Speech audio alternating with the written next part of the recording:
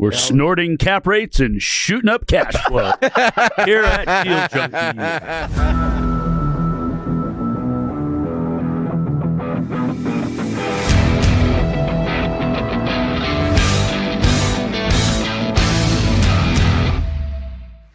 Welcome back to Deal Junkies. I'm Gabe Johansson, back in the studio with Justin Freishtat. Thanks again for joining us, Justin.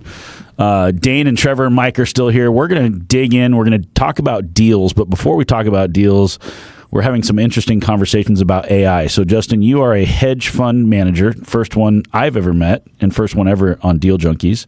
You're also the investment manager for SafeSpace Global, which is now a publicly traded stock. You guys are trying to make it onto the New York Stock Exchange to ring the bell. Tell us a little bit about what SafeSpace Global is doing and why it's so important to you. Yeah, I mean, the overall mission is to save lives using camera agnostic, multi-modal AI technology. It's like that's a lot of big words. I know, it's a lot of big words, but if I don't get that right, our president, Dustin Host, will punch me in the face. So say it one more time for us. Yeah. And then 3 times fast. Yeah. Multi-modal, meaning that most of the AI that's in cameras out there is installed into the camera and they put it up and it has a use case, right? So it's kind of like buying a car versus buying a Tesla. If you buy a car, the tech's the tech, it gets old. If you buy a Tesla, you can send a software update. It never gets old, right? So we are camera agnostic, meaning that our AI is a software that gets integrated into cameras and can be customized and developed in real time to solve whatever problems that need to be solved. But the main problem we've been going after is school shootings and preventing them. And obviously recent news, it's like this is becoming more and more of a problem. And we have the tech that's going to fix this. So how's it going to fix it? So the camera can detect a gun, a knife that's brandished. It can interlock with a maglock system. So if somebody's approaching a school and it identifies a weapon, it can lock the school down. Lock the school down, okay. Yep, and in real time, it'll send a video and a picture and a full description, height, weight, what they're wearing, what type of weapon they have. Like it does all of that and sends it to the police, to the school resource officer. How does an AI camera see a gun on somebody walking into a school? You were talking about thermal imaging and other things? Yeah, if it's concealed like that, it takes different types of cameras. So then you're getting into a different layer. Okay. But it's also cross-referencing social media, right? Most of these people will be posting on social media before they do this stuff. Like the shooter in Nashville was in the parking lot loading his gun for 16 minutes before he even went into the school. Like we would have totally caught that, right? So I don't think this is a complete eradication of the problem, but it's the first proactive way to catch these things before they happen. And it's not just shootings, right? It's cross-referencing registered sex offender lists as someone's approaching a school that shouldn't be there, right? And then it's using facial recognition to say, are you a student? Are you in staff? It'll open and close a door based off of who should be getting in and out. Wow. Yeah. We live in the future. Dude, can we get away from keys and key cards and just use facial recognition going forward? Yeah. Big brother. Isn't that kind of scary? I mean, they're doing that at the airport. Yeah. They could care less. You hand them your driver's license. They're like, yeah, but we need a picture of you. You can opt out of that, though. Out of the driver's license? I don't let them. No, the facial. Yeah. Yeah, they don't take my picture. I mean, I figured it's 100 other. Yeah. With your face? Yeah. Yeah. Yeah. It's crazy. Yeah. I did it internationally. They said, oh, just stand up here. I didn't even speak the language. Just take a picture of me and put me on an airplane. No ID? Well, I had a passport on me, but this was at the gate, not at the. I saw them do the ID in the check, in the security check, but at the gate they just took it. They just boarded you on the plane with a picture. I'm like, what? I don't think they know what I look like with my mustache. I don't think they'd be able to recognize me. Yeah, they're studying your cornea. It's not your mustache. Maybe it's your chain, you and Trevor and your silver chain. Sounds so intimate. It's Trevor's belt buckle. It's him. Let him in. Let him on the plane. All right, so let's go back to, he says, SSGC, if people want to invest, I don't know what you can say with securities laws and stuff like that, but you guys need to be paying attention to this stock.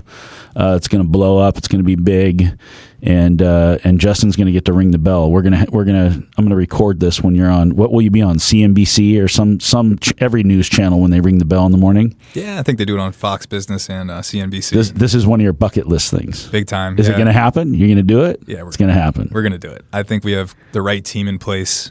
CFO's gone public multiple times. Founder and CEO's done it multiple times. Like the entire team. Right people in the right seats. Okay. And we have a real problem that needs to be solved. Okay, I love it.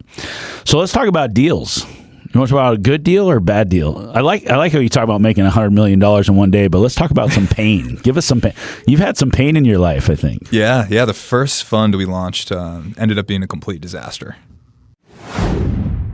Hey guys, this is Trevor. If you're interested in working with us, we are hiring at Stack Asset Group, which is our investment company. We're hiring for 3 roles right now. One of them is an executive assistant. The second is an acquisitions associate. And the third is head of acquisitions. So if you think you would like being part of our team, we put a link in the bio so you could see a little bit more about each of those roles and apply. Check it out.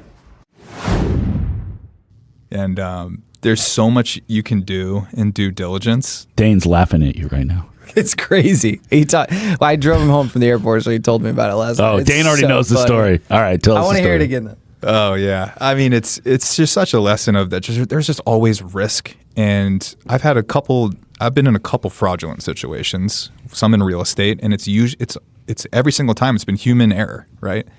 Like one person screws it up and just does something illegal.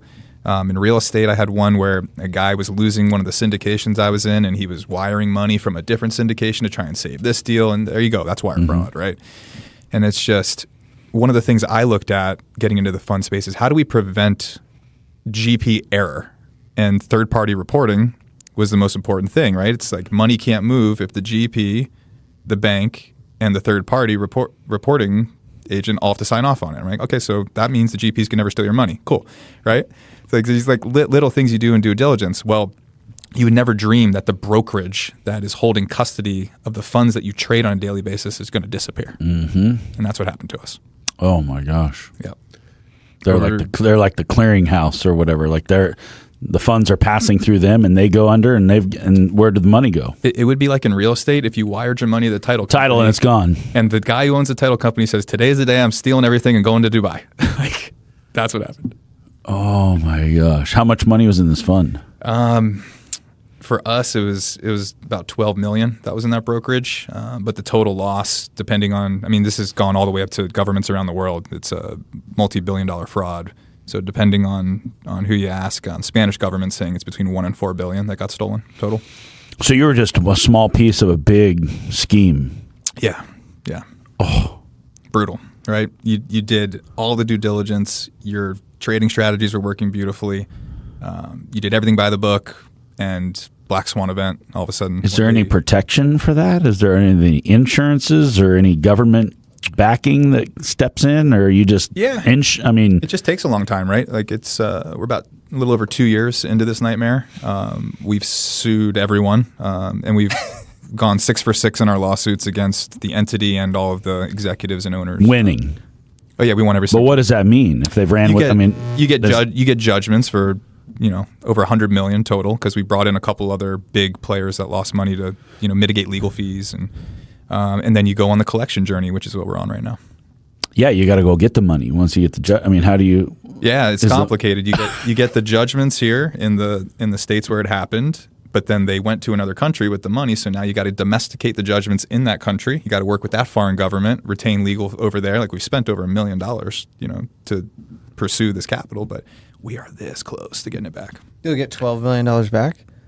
Yeah, well, hopefully a lot more than that. Oh, good. Damages, we're going to get as much as we can. So is the money still there for them to give back? Because we've done lawsuits and stuff, and Gabe always tells me, don't bother chasing it because these people that you're chasing just blow all the money, and then it's like you're chasing good money after bad. It's hard to blow 100 really hard billion. to spend That's $4 billion. true. Mine was only a couple 100,000. So Well, there's a lot of theories on this, right? Yeah. Because and I'm just going to put disclaimers, like this is all theories. I'm not saying any of this is true.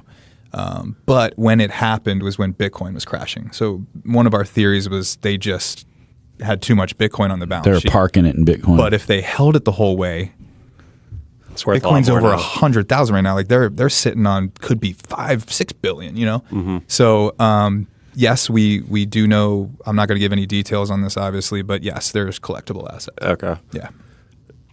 That's probably important to know before you try to go after it and spend $1 million getting it. No, I think in this situation, you have a fiduciary responsibility no matter what to your investors to go pursue it to the fullest extent. And even if all you come out of it is judgments and good faith that you did everything you could. You did everything you could, yeah. And still, some people are going to blame you for it forever. It's been the hardest thing I've ever gone through. To put you in the hot seat, you and your team? Oh, the emotional toll.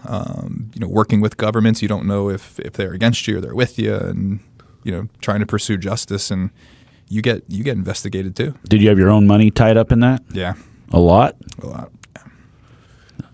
So how does that go with some of your investors? Like, what's the worst story of like an investor being upset with you now because they gave you $100,000 first time they did it with you? And that's it. Yeah, I mean, we have class action against us, right? Which is never fun. So now you're fighting for these people who are also suing you, and it's and it only takes one or two bad apples to ruin it for all the other investors who are on the same page to go after the people who actually did it.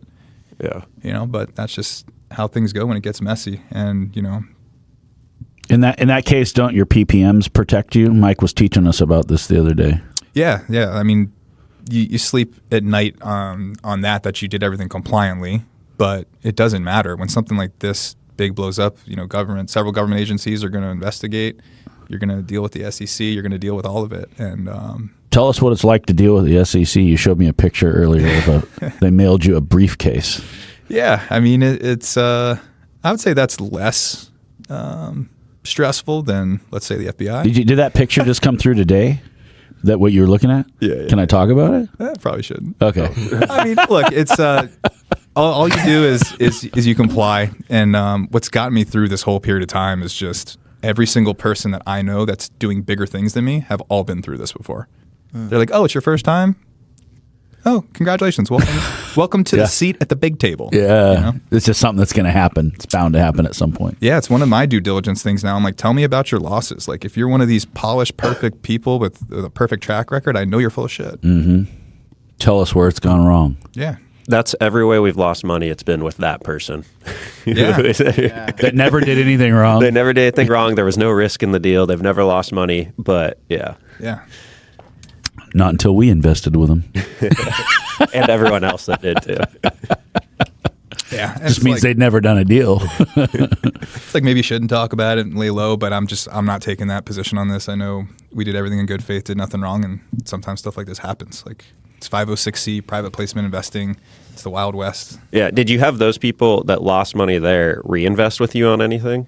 Yeah, I've had a few. Because they just saw your efforts and you communicated with them throughout that process? Or? Well, yeah, you know how easy it would have been to be like, all right, well, we're winding up the fund. Here's your K1 for your losses, and have a nice life, Yeah. But that's, I think, another important part of like how much in your due diligence, like how much money are the GPs putting in the deal, right? It's like, we're not letting it go. 40% of that fund was friends, family, and our own money. Yeah. Whoa. That's why we put so much money in River Run. Yeah, we invest in our own deals. I mean, I think that's just the skin in the game. People are more willing to invest with you if they know that you've got your ass on the line too. Yeah, or are you just buying anything, getting your acquisition, and if it works out, it works out. Like a lot of people operate that way. Yeah, exactly. Is that the worst thing that's happened to you so far in this journey? By a mile. It's been the worst thing that ever happened in my life.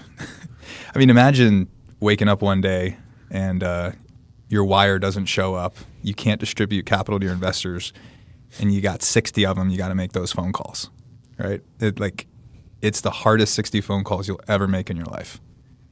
And it takes a couple weeks because they're all going to be 30 minutes to an hour. You have no idea if they're going to be like, some investors like, okay, cool, let me know how the lawsuit goes. And then some of them are like, my kids can't go to college now.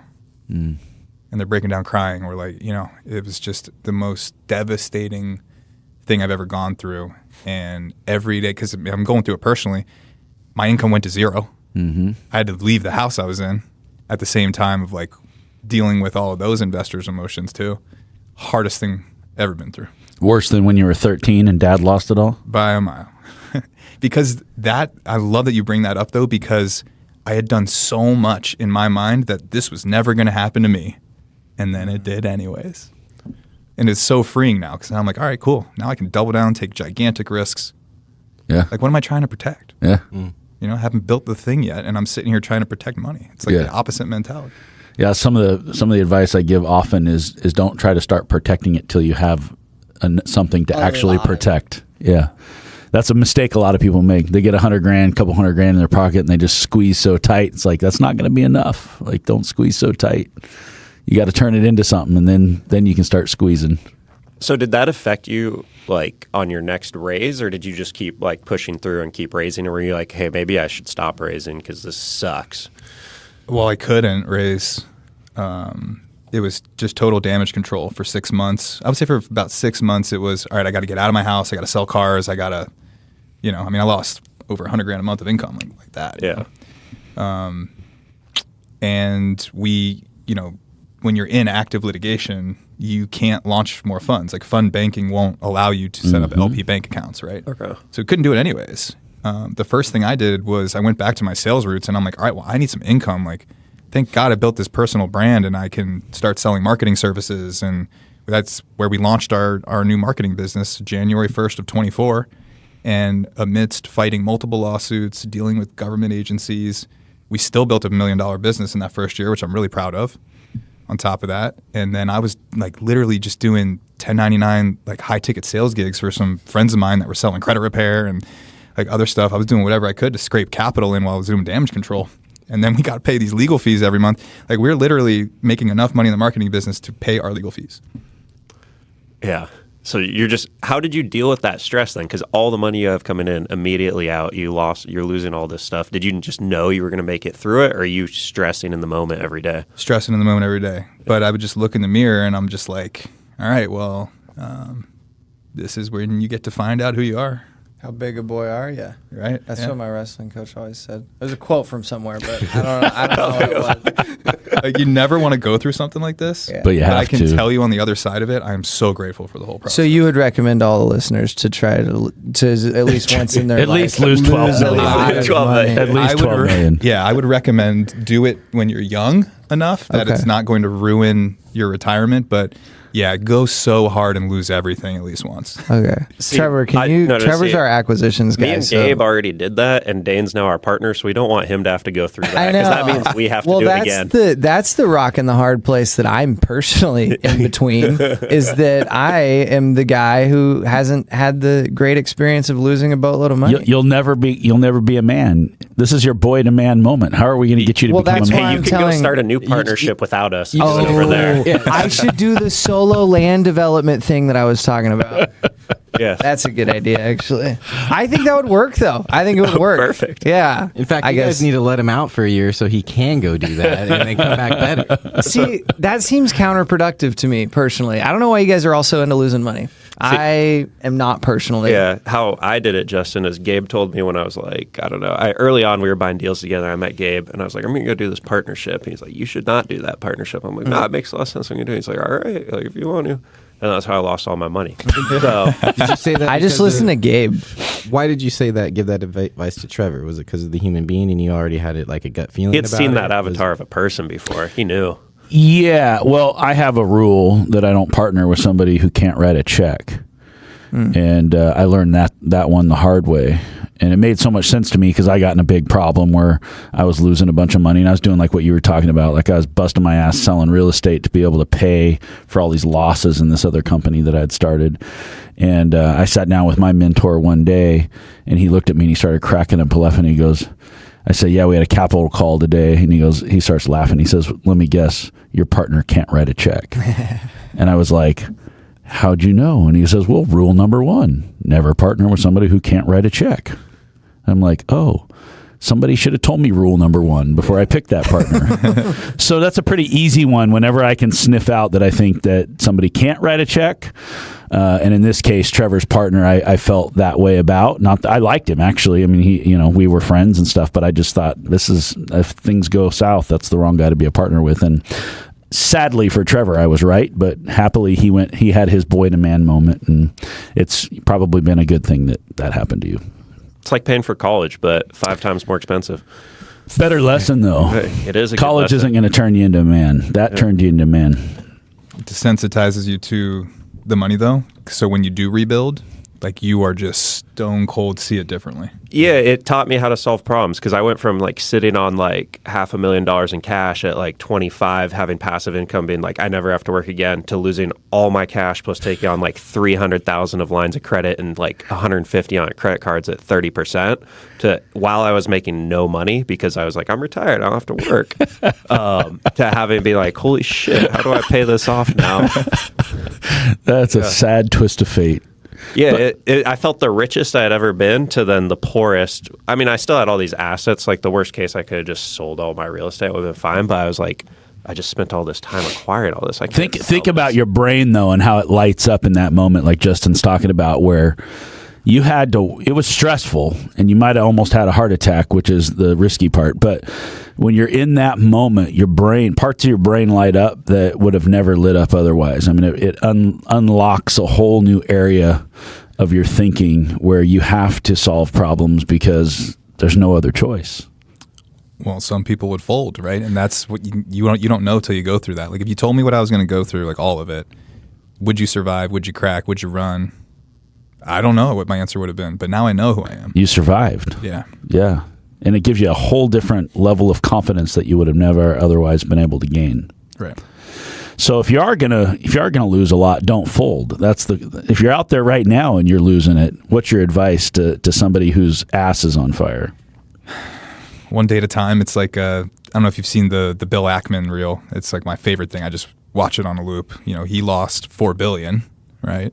And he's losing his marriage at the same time. And she wants, of course, the money he's making. He just doesn't have it. And I had the same feeling. It was like you fell off this gigantic mountaintop. Like the first time, like if you're just incrementally winning, you're just like, okay, I'm going up the ladder. I'm going up the ladder. When you fall and you're looking at that mountain, it's so paralyzing. Like how do I get motivated to start working here again? And it's just small incremental progress every day. And this is where I completely changed my thought process on goal setting. I don't set long-term goals anymore. I operate in 24-hour blocks. It's the only thing I can control. And I do believe that your potential ends at the distance you can dream. So dream gigantic, but I'm just operating. One day at a time. One day at a time.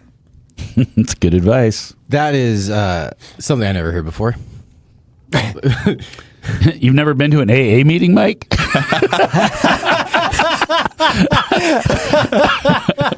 Should I? I don't know. You learn a lot of good stuff, like one day at a time. I mean, we did a whole episode on goals versus vision and all that, but I just never heard it framed like that. Appreciate it. That's why I look down at my feet when I run. One step at a time. Yeah. It turns out I just naturally did that, but pretty useful. Yeah, I don't believe that. I just think you have a weird gait and you're trying not to fall. Yeah, I run super weird. Yeah. No, I do not look athletic when I run, unfortunately. All right, let's talk about a good deal too, or one of your favorite deals you've done, or maybe one you're doing right now. Tell us about this $4.5 billion thing that's the you one got I was going thinking on. would be Yeah, cool. this is a generational deal. It's really cool. I'm very grateful to be a part of it. This is 120-acre development in downtown Chattanooga on the water. So we're talking, restaurants, hotels, multifamily, condos, marinas. Like it's going to be beautiful. So it's actually going to be a lot like the Wharf in Washington, D.C., if you're familiar with that project. Very, very similar. So multiple families own the land and developers. Through Scott Boroff, our founder's relationships, we had a chance to one of those partners wanted to get out, so we were able to buy 20% of that project at a $26 million valuation. This is the land development right now. There are some structures and cash flowing buildings on the property, but it appraised at $131 million. We bought it $26 million valuation. So when I'm going out raising capital to investors, if they wanted 1% of the project, it was $225,000. And their equity is $1.2 million on day one. If they put in the minimum $100K, they've got $577,000 of equity on day one. I've never seen a deal with that much discount to value on day one. So why were you guys able to buy it at Are you 20? guys still selling shares? Well, we're working on an option for the second for 60% more of the project. Who negotiated that acquisition? Yeah, how were you able to buy that deal? Scott. It's all Scott Boroff. What's Well- his superpower? Like, what's his... Obviously, he has time in the market, so much experience, such a reputation. He's been around His network. forever. Yeah, he's I love riding around with him, working closely with him. It just shows me sometimes just how much I'm not doing, you know? Like, he just doesn't waste a minute. Like, if we're in the car, we're not just sitting in the car driving. He's like, who can we call? What can we do? Like, the man's just an operational machine. Like, we've got in Nashville, we've got a corporate apartment there. So sometimes, we're staying there together, and it's like, I'll never forget. This happened a couple weeks ago. There was a guy, a big investor that he was supposed to have a meeting with that was going to come to Nashville. And I think he was like an hour away in maybe like Franklin or whatever. And it's like 8 o'clock at night, and he's like, this guy's not showing up. He's not making the drive. And he's like, I'll be back. And he just got in the car, drove to Franklin, and has the meeting, comes back. Like, I'm already asleep. I'm like, what time did you get back last night? We're driving down to Macklemore Country Club the next morning. He's like, I don't even know what time about. Like, I don't need sleep. He's like, I need to get deals done. Guy's in his 60s, like just a machine. You know? Do you remember last episode when you were like, there's two types of guys? Yeah. He's that guy. He's that guy. Yeah. He's the Hormozy of your group. Yeah. Yeah, I like these Nashville guys. Like these Tennessee guys I've been working with the last year.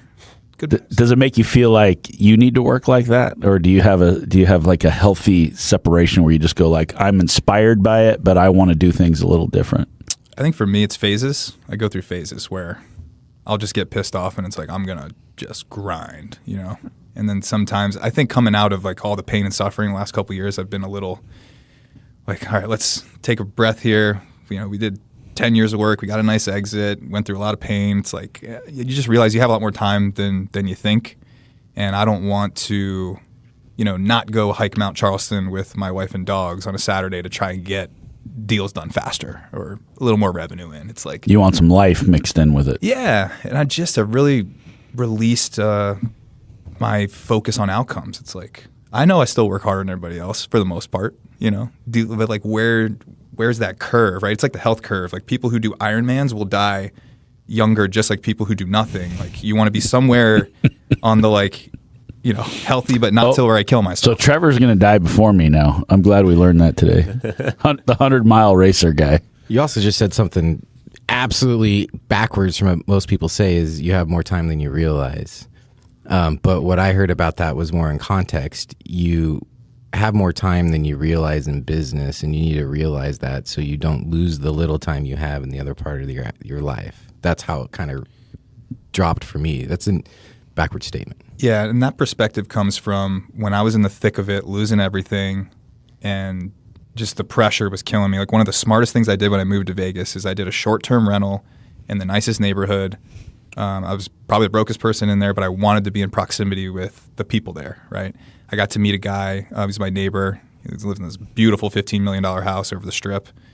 Eric Worre, he's got a private jet, like G5. He's got one of the biggest network marketing downlines in the world. And I was sitting with him talking about, woe's me, I'm moving out, man. I'm going to an apartment while I rebuild. And he's like, you know what, man? I would trade places with you and give away everything I have to be your age again. He's 60, I'm 38. It's like, and he's like, I was 40 when I lost everything. He's like, I started at zero, older than you. You'll be fine. It's like, you got more time than you think. Yeah. Gary Vaynerchuk talks about that you have to calculate age into your net worth. And young people don't realize the value of how many years they have left to build that time, because time really is your most valuable asset. And the wise sage Kanye West once said that time is the only luxury in life. It's part of your balance sheet, just kind of like with America, all of our natural resources are part of our balance sheet. People don't think of it in that aspect. But yeah, when you go like, oh, I wish I had what he had. Well, if you're 80 years old and you're driving down the street in a Ferrari, it's a little different. When you're 25, you think that's awesome, but you'd never want to change seats with that guy because he's almost done and he's driving the Ferrari. I feel a little bit like that old guy driving the Ferrari right now. You are pretty old. I am. I'm going to be 50 this year. And all I have is a shitty Nissan GTR. According to Justin. It's faster than a Ferrari, but it's still a Nissan, according to Justin. Yeah, you like what you like. You like what you like. It's German for me. Hey, it's better than Trevor's belt buckle. That's true. $25 from the farmer's market. It looks sick. You guys can't see it. Tell us a little on your $4.5 billion project, this generational project. What is what's your skin in? Like, are you in this deal? Like you're putting your neck on the line on this thing? Is like it's going to have a big payout for you at the end, hopefully? For the fund. And For sure. which is you take a part of, like you get a payout on that. Depends on how we structure these deals. Okay. You know, like, because you just have flexibility. Like, do I want to take more of the acquisition? Can I get a piece of the equity? For this deal, I'm just on the raising side. Okay. Yeah. So you're just an employee, technically. I mean, you're a. Right now, I just need some cash. I'm like, you keep the equity, guys. I just need some cash. You just need some money to raise. Okay. So what's the economics of that deal? You're saying you buy it for 26, it appraised at 130. What's the timelines and how does that deal actually look as it folds out? Yeah, it's quite complicated. There's a lot of players in it, and the idea is you improve the land, develop the land, and start either selling pieces of it or developing that. So you're bringing in developers for different phases of it, or you're just selling it to a developer, and the value of the land goes up as the project improves, right? It's kind of like the building we have on there now. I can't remember the projections on this, but it's cash flowing. It has its NOI multiple, like what it's worth. But it's like, okay, if we built a hotel next to it and it does this, that completely changes the value of the land that's sitting next to it, right? Mm-hmm. So you want to hold on to as much of the land as possible as you develop things, and then, you know. Who's the mastermind behind all that when you do a project this size? Like, I mean, you have to figure out which pieces to build out first, which pieces to sell, which pieces to refi. I mean, this sounds like a very complex calculation. Yep. Jimmy White's the big brain behind. He's the head wizard. The whole deal. Of the Bend is what it's called. Yeah. Okay. Would he be thinking, because it's sounds like a master plan community, like mixed use master plan neighborhood essentially, and he's the visionary to move the master plan forward. Yep. And then he's congregating all the other property owners to then get behind this vision, so then he can go take it to the city for approvals and land use planning and all that. All that's been done. Okay. He's the one who secured the financing from the state, the TIF financing, over $100 million. And all the permits, like we just got the permit for the marina. It's all ready to roll. I have a question. Where do all the people come from? What? Come For an 120-acre development that has apartments and businesses and a hotel in a market that's like not a million people. Where do they come from? So specifically Chattanooga, Knoxville, Nashville. I mean, the migration into Tennessee, the demand's incredible. Oh, it's huge. Nashville's crazy. Same thing. I'll tell you this too. Like we're doing a little project in Knoxville. This is a nice little deal. Scott already owns the land, and it's the last undeveloped land on the Tennessee River next to the Cherokee Country Club there that has a 5-year wait list. The house that's being built next to ours is a $30 million house, and we're going to build 4 $5 million houses on this waterfront land, and they'll probably all be pre-sold before we even break ground. There's so much demand moving into Tennessee. Yeah, but 120 acres is the part that's so much. That's so much. What's the population of Chattanooga right now? I don't know. Oh.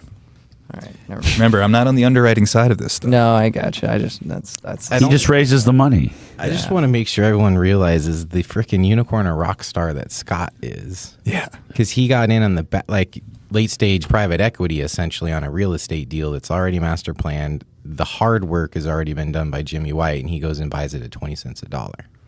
Yep.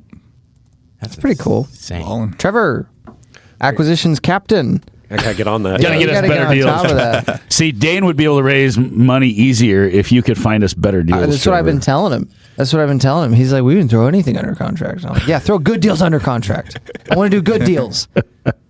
Anyways. Do you have that argument in what you're doing as far as, hey, because you're the capital raising side of it? All he's doing is good deals. No, come on. That's not true.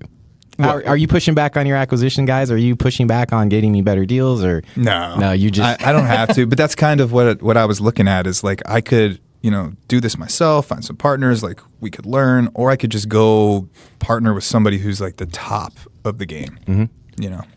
That's like he's bringing the deals that I just like I'm blown away by. How did you get Scott to bring you in on the team? I guess he liked me. He's a salesman. Yeah, no, he was like, I need you over here on the public company. I need you here on the private company. I got introduced to him from Coach Michael Burt. They came out to Vegas, we went out to dinner, hanging out. I kind of, told him everything that was going on with my other funds and where I was at. And it's like, I think a lot of times he probably looked at it as like, wow, I have an opportunity to steal a guy who would not be available if he hadn't been going through this. What does Michael coach? Bert. That's just his name. His His parents' Coach name was Michael. Coach. Yeah, he's Coach Michael Burt.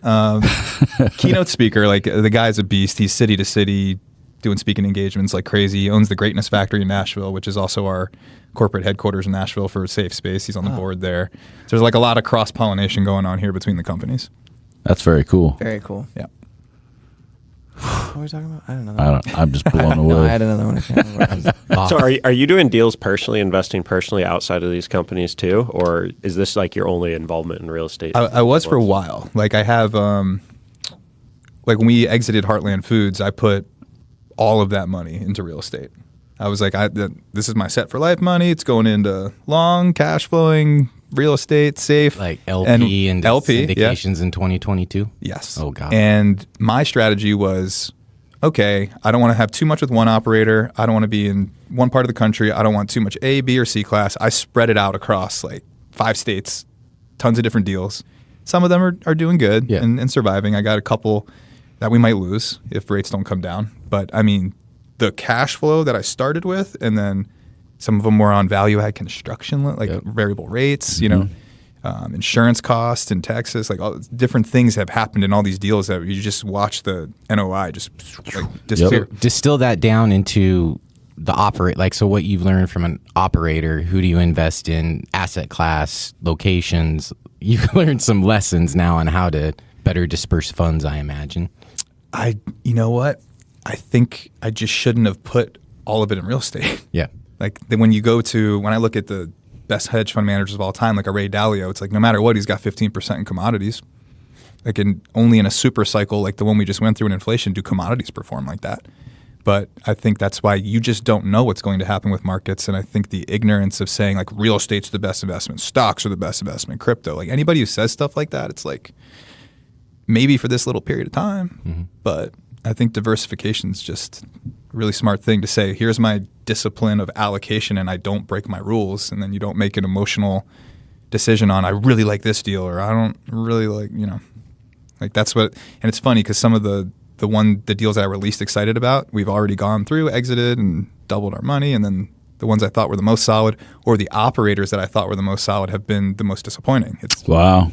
Didn't play out the way you thought it was going to. No, never does. Does it make you want to go on the GP side at all, or do you think you'll just stay in the LP side? I'll never do an LP investment ever again. So if you do real estate, you'll be GP, or you'll just do your own deals? Yeah. What I've realized about investing for me, going through all of that, is it's kind of the same reason why I don't own any stocks except SafeSpace. If I don't have a competitive advantage, I don't invest. So whatever that means, right? Do we get a discount on the property? Like, is it a stock where I'm an insider, or am I buying this market value retail like everybody else? That's why I won't buy Bitcoin. It's like anybody can just go buy Bitcoin at the current price. Like, I'm not interested. Yeah, that's what, when you were talking about diversification, that's what I was kind of sitting here thinking. I think, like, to some level, if you've got billions of dollars, that, like, obviously you need to diversify. Or if you're a hedge fund manager, like, yeah, put money in a lot of different places so that you can not have one singular risk from a micro perspective. But if you have a competitive advantage in real estate or in a business or in tech, right, do that thing. Like, I don't think you should mistake the fact that the reason you allocate towards one asset class is not because that's like the best asset class. It's because that's like, I can't invest in tech. I don't know anything about tech. That's not what I spend my time on. And so my competitive advantage, at least for the foreseeable future, will be in real estate. And there's no sense in me diversifying across that asset class. There's sense in me putting it in different markets and potentially different asset types. But until I know more and have a competitive advantage, it's the same. Yeah, it's what you're saying. I'll clarify it a little bit, though, because what I mean is with my passive capital, right? Yeah. Like, you guys aren't real estate investors. You're in the real estate business. We're operators. Right? 100%. That's totally different. Like, putting your capital into the thing you understand the most into your own business is very different than, you know, how you're going to diversify your passive capital that's separate. Stocks, bonds, crypto, LP. Like, I mean, it's... And to clarify, too, most of the people listening aren't probably at the point where it makes sense to, quote unquote, passively invest. Yeah, they should be all in on the thing they understand the most, reinvesting in themselves, reinvesting in their business. Until they have so much cash sitting here that I don't know what to do with, then you start diversifying. Yeah. Well, sure, but that you're talking about like 20% of wealthy people. How many people just make a good income and they don't have a competitive advantage outside of just the income they make? And like, if that's so you can invest in yourself, sure, but they got to put it somewhere at that point. I think creating network, sorry. No, go ahead. Towards me. Well, I was saying I think creating network, which is how he's done it, where it's like your competitive advantage is in your network. And then people within our network, like their competitive advantage is investing with us Finding in a lot, the right? Like that's and, where, not everybody knows who we are, which is our fault, and Justin's going to help us with that.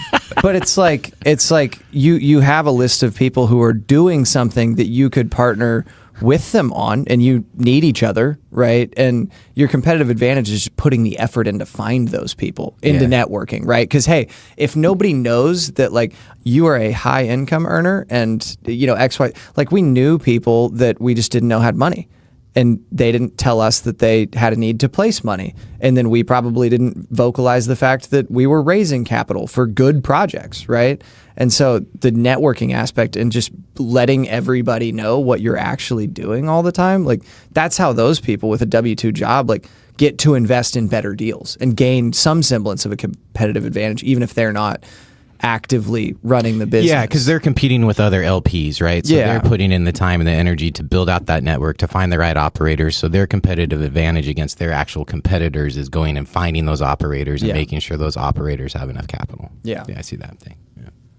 Good answer. Do you agree? I do agree. Justin, you've taught us a lot today. You talk about how you live your life one day at a time. You don't get hung up too much in the outcome. You have a big dream. You are a big thinker. I would call you a thinker, big thinker, not a big dreamer, because you're putting in the reps every single day to get a big outcome. What ultimately for you is your guiding light? Like what's the end game? What are you trying to accomplish here? Yeah, I think letting go of that altogether has been very productive. Letting go of the outcome altogether. The end. Like legacy to me is ego. It's like people that are obsessed with building something to leave something behind to put your name on. I think you miss the whole point of life. So it's like wherever it lands is where it's going to land. I'm just going to continue to show up and be myself every day, put myself in a position to win. It's like you just like even Tom Brady doesn't win the Super Bowl every year. Like it's just you can't, and he'll be the first one to tell you that. Sometimes they'd win when they shouldn't have, and sometimes they lost when they should have won. Like that's how life is. So I think putting a lot of pressure on the future completely robs you of the present. Is that the point of life, to be present? I think so. Are you present? I am.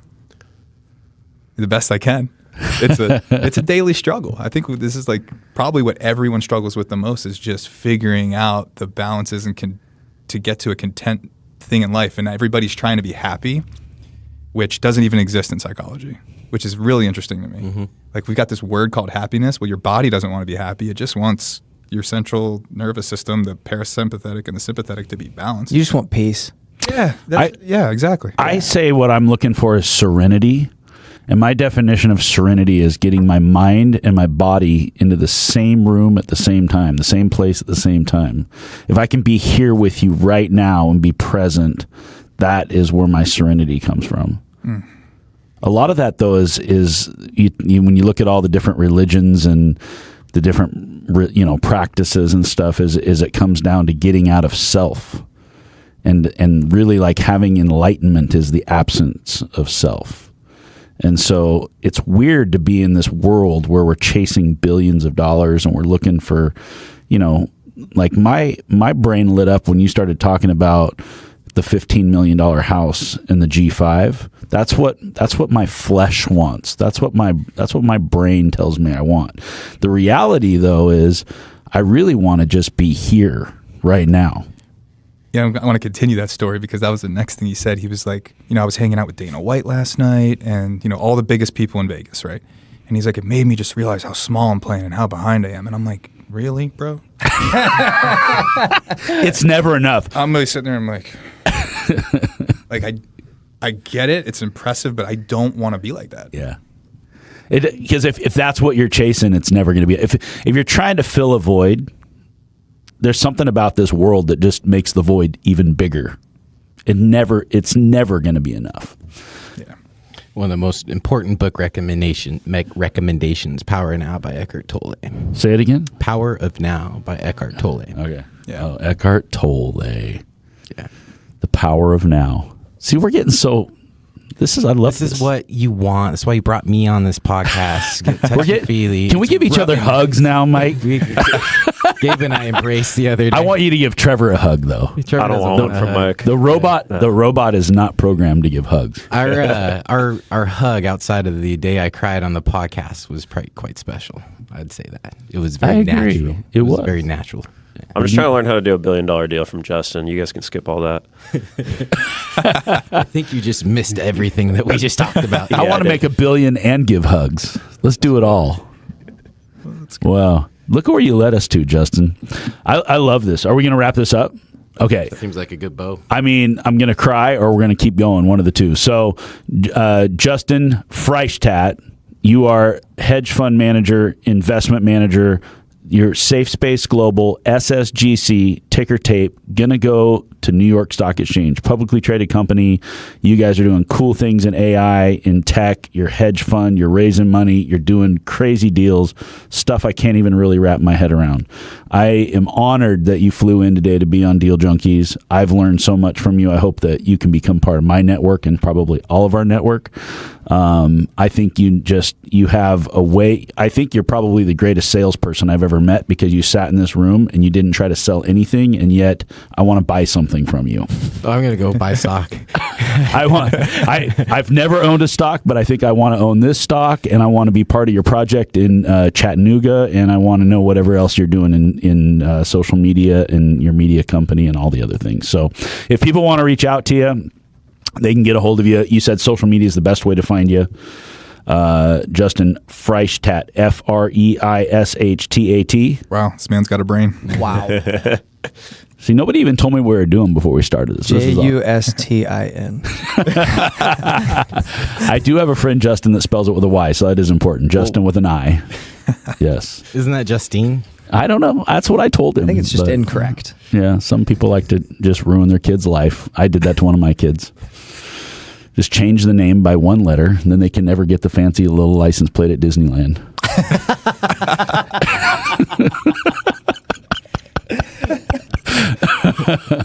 All right, Justin, thanks for being on the show with us. Maybe we can do a follow-up episode one day.